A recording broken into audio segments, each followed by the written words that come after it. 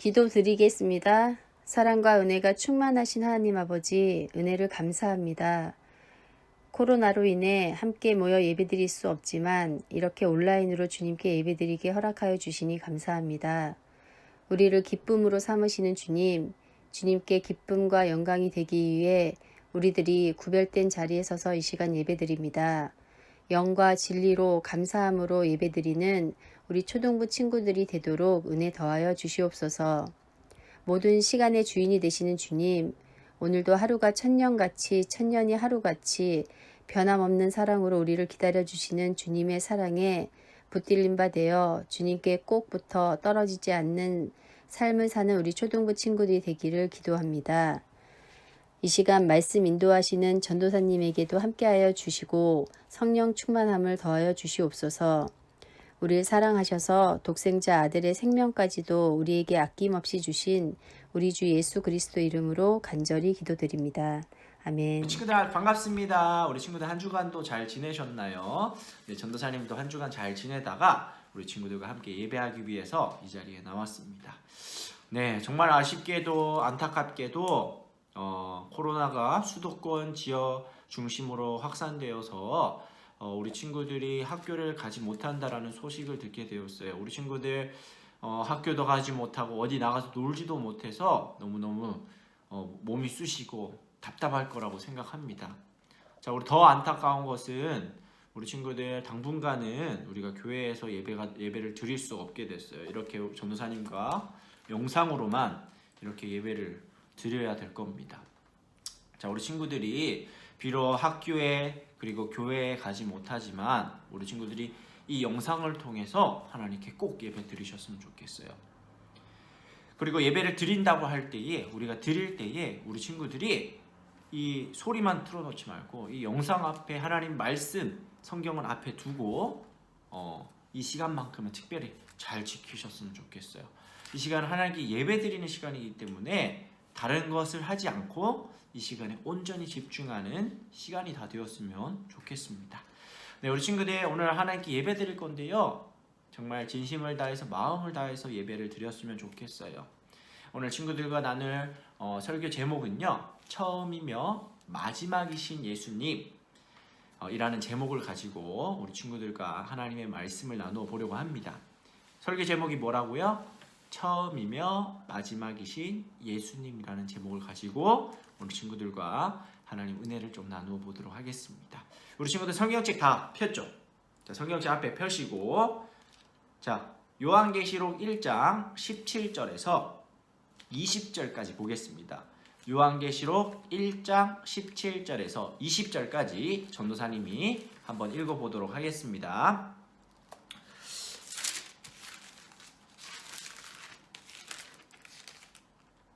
내가 볼 때에 그의 발 앞에 엎드려져 죽은 자같이 되매 그가 오른손을 내게 얹고 이르시되 두려워하지 말라. 나는 처음이요 마지막이니 곧 살아있는 자라. 내가 전에 죽었었노라. 볼지어다 이제 세세토록 살아있어 사망과 음부의 열쇠를 가졌노니 그러므로 내가 본 것과 지금 있는 일과 장차 될 일을 기록하라.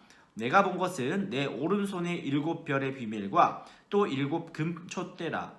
7별은 7 교회의 사자요 7 촛대는 7 교회니라. 아멘.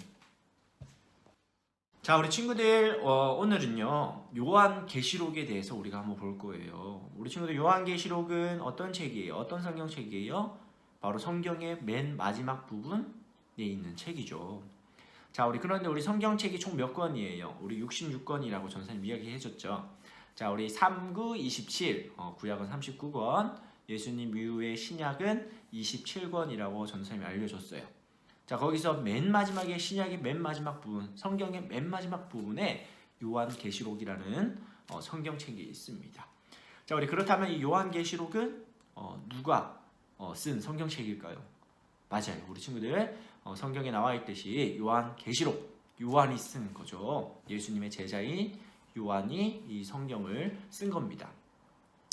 자, 우리 친구들 요한계시록은 성경의 맨 마지막이고 그리고 예수님의 제자인 요한이 쓴 책이라고 이야기를 했습니다. 그렇다면 요한계시 그럼 우리 계시란 말이 무엇일까요? 우리 친구도 많이 들어봤는데 정확하게 뭔지를 잘 모르는 것 같아요. 자, 이 계시는 무엇이냐면요, 숨겨진 것을 드러냄, 그리고 펼쳐서 보여줌이라는 그러한 뜻을 가지고 있어요. 자, 그러면 이게 뭐 어떤 느낌일까요? 굉장히 뭔가 베일에 쌓인 뭔가 쉽게 알 수 없는 그런 뭔가 뜻이 있는 그런 이제 것이겠죠. 자, 그렇기 때문에 계시는요, 아무나 알 수 없는 거예요. 자, 이것을 성경적으로 풀면 하나님의 뜻이 그 말에 담겨져 있는데, 그 행동에 담겨져 있는데, 그것은 아무나 알 수 없다라는 거예요. 만약에 성령의 도우심이, 성령의 인도하심이, 성령의 감동이 없다면 우리가 하나님의 그 뜻, 하나님의 그 말과 하나님의 그 일하심을 우리가 볼 수 없다라는 거죠. 자, 그래서 요한은요, 굉장히 어렵게 숨겨진 그런 뜻이 담겨져 있는 그러한 성경책을 쓴 거예요. 그래서 요한이 쓴 계시글, 요한계시록이라고 썼습니다. 자, 그래서 요한은 이 계시글을 썼는데, 오늘 말씀 속에서 어떠한 계시글을 썼는지, 어떠한 이야기를 썼는지 우리 친구들이 말씀을 통해서 한번 알아보도록 하겠습니다. 하나님께서는 반드시 속히 일어날 일들을 아시아에 있는 7 교회에게 알려주고 싶으셨어요. 그것은 바로 하나님의 말씀과 예수 그리스도에 대한 증거예요. 하나님께서는 이 일들을 예수님에게 보여주셨고, 예수님은 천사를 통해 사도 요한은 다시 7 교회에게, 그리고 모든 교회와 우리에게까지 알려주셨어요. 요한계시록에는 사도 요한이 밤모섬에서 수십 년 만에 만난 예수님, 지금 7 교회에게 일어나고 있던 일들, 그리고 앞으로에 일어날 놀라운 일들이 기록되어 있어요. 이 계시의 말씀을 읽어주는 사람, 그것을 듣고 지키는 사람들은 복이 있다고 했어요. 때가 가까웠기 때문이에요. 7 교회에게 무슨 일이 있었던 것일까요? 하나님께서는 왜 이 말씀을 알려주고 싶으셨을까요? 7 교회는 엄청난 박해를 당하고 있었습니다. 이들은 로마의 황제를 신으로 숭배하라는 위험을 받고 있었지요. 또한 예수님을 믿는다는 이유로 비참하게 죽거나 잡혀가 고통을 당했어요. 7 교회는 아직 어린 교회들이에요. 사도 요한마저 하나님의 말씀과 예수님을 증언하다가 잡혀 밤모섬에 갇혀 있었어요. 7 교회는 믿음을 지키기 위해 매일 죽음의 위협과 싸워야 했어요. 이러한 때에 사도 요한으로부터 예수님의 계시가 담긴 편지가 전해진 거예요. 그들은 얼마나 기뻤을까요? 그 편지에는 사도 요한이 예수님을 만난 이야기가 생생하게 기록되어 있었어요. 어느 주의 날 사도 요한은 홀로 예배를 드리며 어린 7 교회를 위해 간절히 기도했던 것 같아요. 사도 요한은 성령에 감동되어 나팔 소리 같은 큰 음성을 들었어요. 내가 보는 것을 두루마리에 써서 7 교회에게 보내라. 그 음성이 누구인지 보려고 돌아섰을 때 너무 놀라 그의 발 앞에 엎드려졌고 죽은 사람같이 되었어요. 7 금 촛대 사이에 계신 예수님을 보았기 때문이에요. 그 예수님은 십자가에 달리시던 연약한 모습이 아니었어요. 하늘과 땅을 다스리시는 영광스러운 왕, 심판주의 모습이었어요. 예수님께서 말씀하셨어요. 두려워하지 말아라. 나는 처음이며 마지막이요. 살아있는 자다. 나는 한 번은 죽었으나 보아라. 영원 무궁하도록 살아있어서 사망과 지옥의 열쇠를 가지고 있다.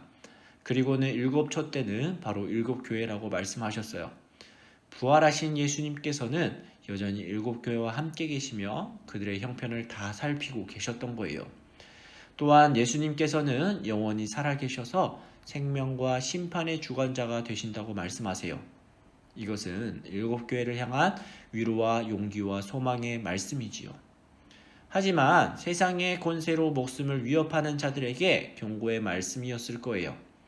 하나님께서는 7 교회가 고난과 박해 가운데에서도 지금도 계시고 전에도 계셨고 앞으로 오실 알파요 오메가가 되신 하나님을 의지하고 영원히 살아계신 생명과 심판의 주가 되시는 예수님을 바라보며 끝까지 포기하지 않고 믿음으로 승리하기를 원하셨어요.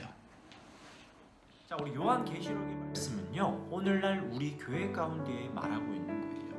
우리 교회뿐 아니라 나에게도 말하고 있는 겁니다.